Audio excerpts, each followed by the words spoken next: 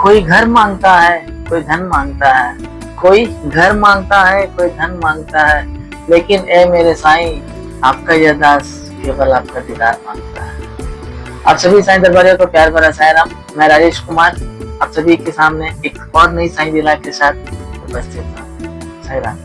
आज जो मैं आपसे कथा कहने जा रहा हूँ वो कथा कोई कपोल कल्पित नहीं बल्कि विशुद्ध अमृत तुल्य है। इसे जो हृदय गम करेगा उसे श्री साईं बाबा की सर्वव्यापकता और महानता विदित हो जाएगी। परंतु जो वाद विवाद करना चाहते हैं और आलोचना करना चाहते हैं उन्हें इन कथाओं की ओर ध्यान नहीं देना चाहिए। यहाँ तर्क नहीं वरन विशुद्ध भक्ति और प्रेम की बहुत ही आवश्यकता है। अतः श्री साईं बाबा के चरणों में साष्टांग नमस्कार कर मैं आज की कथा को प्रारंभ करता हूँ। अगर मेरा ये वीडियो पसंद आया तो मेरे चैनल को सब्सक्राइब करिएगा और मेरे इस वीडियो को लाइक करिएगा। साईं राम। श्री साईं बाबा से परिचय होने के कुछ काल के पश्चात काका साहब दीक्षित ने अपने पुत्र का उपनयन संस्कार और श्री नाना साहब कांदोलकर ने अपने पुत्र का कॉलेज में शादी करने का कार्यक्रम बनाया। उन्होंने श्री साईं बाबा के पास एक सुखद पत्र भेज दिया और स्वयं श्री साईं बाबा के पास निमंत्रण देने के लिए पहुंचे, परंतु श्री साईं बाबा ने अपने प्रतिनिधि सामा को ले जाने के लिए कहा। माधव राज देशपांडे तथा सामा को ले जाने को, परंतु जब दोनों ने खूब अनुरोध किया तो श्री साईं बाबा ने कहा कि काशी और प्रयाग निकल जाने के बाद मैं सामा से पहले ही पहुंच जाऊंगा। यहाँ बाबा की सर्वव्यापकता की आप सभी को बोध हो जाएगी। आप सभी को ना ये जो लाइन है ना, मैं जो आपको पहले शुरू में एक लाइन बताया कि जो यह कोई कपोल कल्पित कहानी नहीं है बल्कि विशुद्ध अमृत तुल्य है। अर्थात जो आलोचना करना चाहते हैं ना वो इस वक्त ध्यान नहीं देते। जो मैंने लाइन कहा था वो इसी कहानी पर ही आधारित है। जब बाबा को काका साहब दीक्षित ने और नाना साहब कांदोलकर जी ने कहा कि बाबा मेरे साथ मेरे कार्यक्रम में चलिए, तो बाबा ने क्या कहा? बाबा ने कहा बनारस और प्रयाग निकल जाने के बाद मैं श्यामा से पहले ही पहुंच जाऊंगा। अब चलिए इस कथा को सुनते हैं कि बाबा किस तरह श्यामा जी से पहले पहुंच गए। बाबा की आज्ञा प्राप्त कर श्यामा जी ने सबसे पहले काका साहब दीक्षित के पुत्र के उपनयन संस्कार में सम्मिलित होने के लिए निकल पड़े। उनके साथ अप्पा पोते भी जाने के लिए शामिल हो गए। इस उत्सव में सम्मिलित होने के लिए उन्होंने सबसे पहले नागपुर, ग्वालियर और इसके पश्चात काशी, प्रयाग और गया जाने का निश्चय किया। प्रथम वे दोनों उपनयन संस्कार में पहुंचे, जहां उनका भरपूर ही स्वागत हुआ क्योंकि वो श्री साईं बाबा के प्रतिनिधि बन के गए थे। श्री काका साहब दीक्षित जी ने श्यामा जी को खर्च करने के लिए उस समय 200 रुपए दिए। उस समय के 200 रुपए बहुत ही कीमती थे। उसके बाद उन दोनों ने नाना साहब कांदोलकर के यहाँ उनके पुत्र के विवाह में सम्मिलित होने के लिए निकल पड़े। ग्वालियर पहुंचने पर श्री नाना साहब कांदोलकर जी ने श्यामा जी को 100 रुपए और उनके संबंधी चठार जी ने श्यामा जी को 100 रुपए और भेंट किए, जो एक तरह से बाबा को दी गई दक्षिणा भी हो सकती है। फिर श्यामा जी उस समय अयोध्या पहुंचे। अयोध्या में चठार जी के जो व्यवस्थापक जी थे उन्होंने भी श्यामा जी का और अप्पा साहब पोते जी का भव्य स्वागत किया। श्यामा जी और पोते जी ने अयोध्या में 21 दिन और बनारस में 2 माह ठहरे महादेव की नगरी में। फिर वे दोनों गया को रवाना हो गए। गया में प्लेग फैलने का समाचार उन्हें रेलगाड़ी में ही मिल गई थी। उस समय 1910-11 में प्लेग महामारी, जिस तरह इस पर कोरोना महामारी आई थी आज से 100 साल पहले, प्लेग महामारी बहुत ही जानलेवा बीमारी हुआ करती थी जिसमें काफी संख्या में काफी लोग मारे गए थे।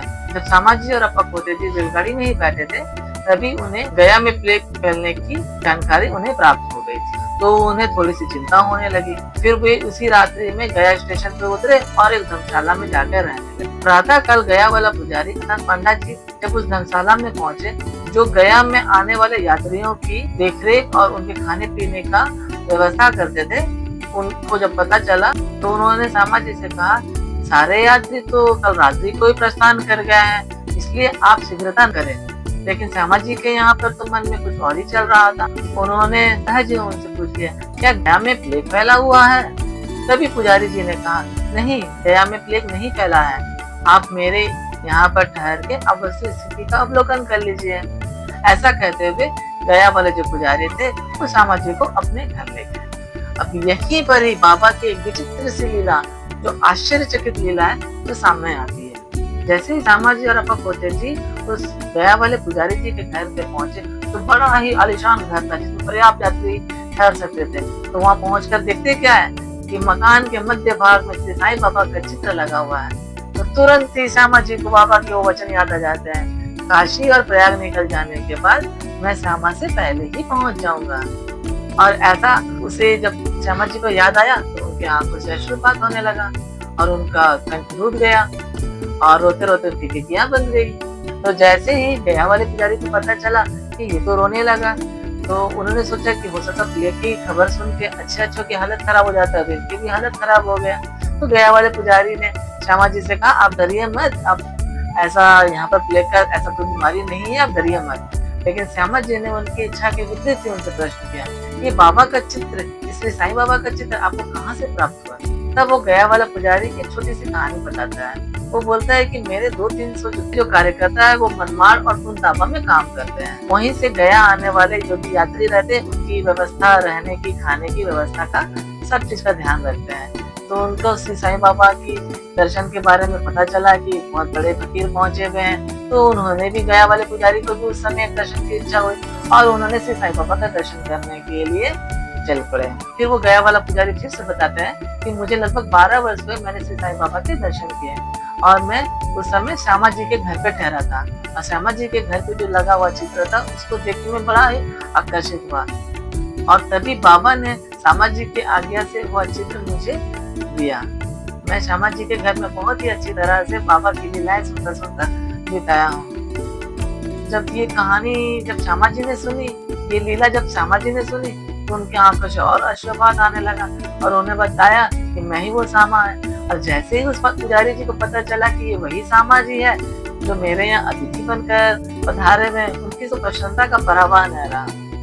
वो बड़ा ही धनाढ़ व्यक्ति थे। अब तो वे और भी 5-7 ढंग से श्यामा जी के स्वागत किए। उन्होंने श्री श्यामा जी को हाथी पे बिठाया और खुद को डोली में बैठा के पूरी तरह से नगर भ्रमण कराया। इस तरह यह लीला यहीं पर समाप्त होती है। इस कथा ने सिद्ध कर दिया कि श्री साईं बाबा अपने भक्तों का किस प्रकार ध्यान रखते हैं और वे किस प्रकार अपने भक्तों के पास खींचे चले आते हैं। वे तो केवल प्रेम की ही भूखे हैं, उन्हें पता है उन्हें क्या चाहिए, उन्हें हम क्या दे सकते हैं। जो सारी दुनिया को बांटते हैं उन्हें हम क्या दे सकते हैं। अतः इस कथा को यहीं पर मैं समाप्त करता हूँ। ऐसे महाप्रभु अनाथों के नाथ, शरणागतों के दीनदयाल श्री साईं बाबा के चरणों पे साष्टांग नमस्कार है। तो चलिए मैं अगली एक नई कथा में एक नई सी साईं लीला के साथ आप सभी के सामने फिर उपस्थित हूँ।